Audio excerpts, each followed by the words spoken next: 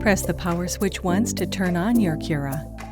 To turn the dryer off, press the power switch once again. To alternate between high and low speed settings, press the speed switch once. To change the temperature, press the up or down arrow on the heat switch to reach your desired heat setting. Align the concentrator with the front of your Cura and snap into place. To remove the concentrator, pull the nozzle downward to release. Use the wider drying concentrator to dry the hair evenly with a wide volume of air.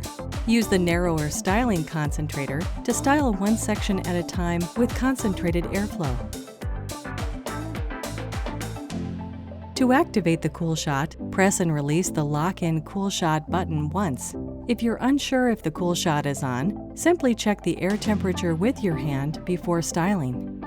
To deactivate the Cool Shot, press the button again. Twist the Pure Stream cap counterclockwise to release it. Once you're done cleaning it, align the cap with the slots in the back of the dryer and twist clockwise until it clicks into place. To clean the filter, use a soft cloth or small brush to remove dust and lint that may have accumulated on the metal mesh. You can also use your fingers to gently clean the filter.